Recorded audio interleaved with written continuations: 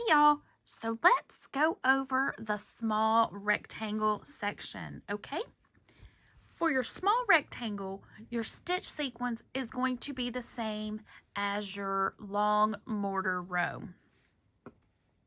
Sometimes you will be starting your small rectangle over here up against your mortar row, and sometimes you'll be starting over here on the end away from it, but your stitch sequence will always be the same. So let me zoom down just a little bit and let's go over the small rectangle.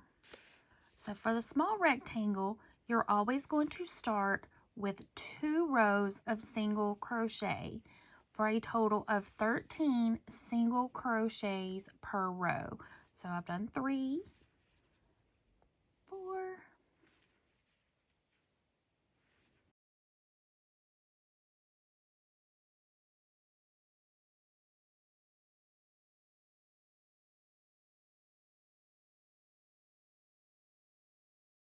there's 12 and 13.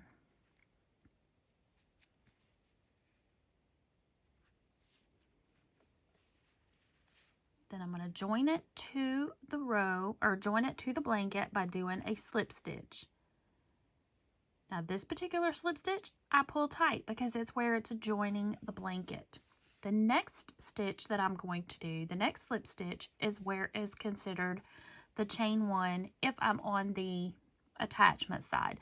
So we're going to slip stitch into the next open single crochet to form my chain 1. Turn your work.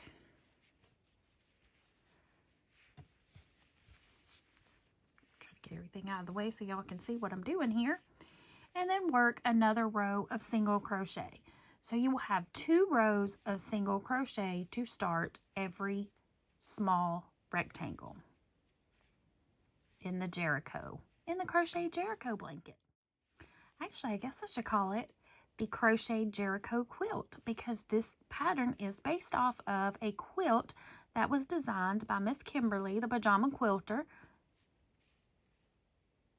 Okay, so now we're going to chain 1 and turn our work. Then you're going to work 3 rows. Then you're going to work 3 rows of the Suzette stitch. The Suzette stitch is a combination of a single crochet and a double crochet in the same stitch. Skip a stitch. In the next stitch, work a single and a double.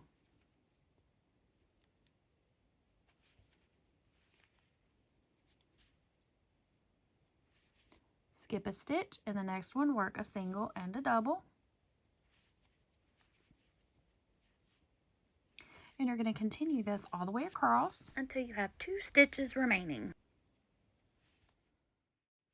Now I have 2 stitches left, so I'm going to skip a stitch. Into this last stitch, I'm going to work a single crochet.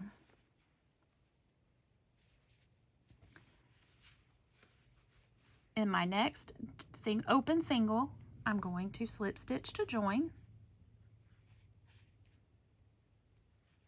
Slip stitch again to create my chain and turn. So now we're going to work another row of Suzette stitch. Single, double, skip a stitch, work a single and a double, all the way across. I'll meet back up with you at the end of the row.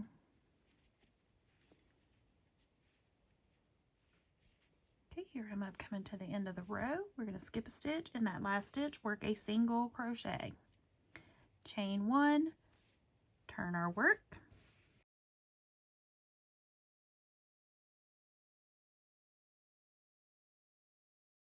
And work another row of the Suzette stitch. Single, double in the same stitch, skip a stitch, single, double. Work that all the way across and I'll meet back up with you at the end of the row. Working my final single crochet of the Suzette row, and now I have done 3 rows of the Suzette stitch.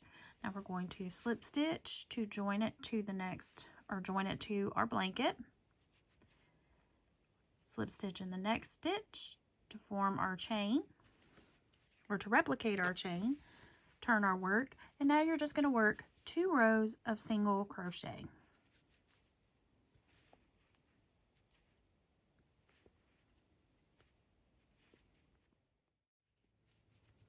Okay, I'm working my final single crochet of the row, chain 1, and turn our work.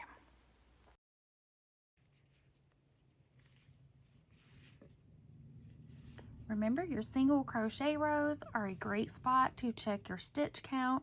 On the small color block rows, you should always have a stitch count of 13.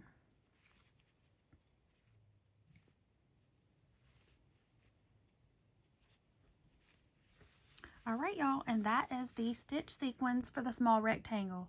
2 rows of single crochet, 3 rows of Suzette, which is the combination of a single and a double, skip a stitch, single and a double in the same stitch, all the way across until you have 2 stitches remaining.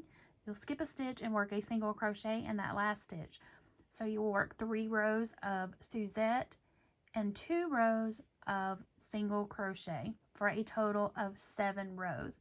And that is the small rectangle.